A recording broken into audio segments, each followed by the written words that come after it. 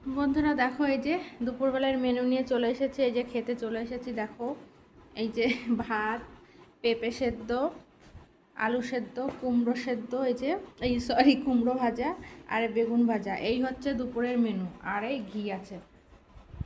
বন্ধুরা আজকে দুপুরে এই খাবার, কারণ মোটর খারাপ হয়ে গেছে দুদিন ধরে। মানে জল উঠছে না, নিচে থেকে জল নিয়ে আসতে হচ্ছে।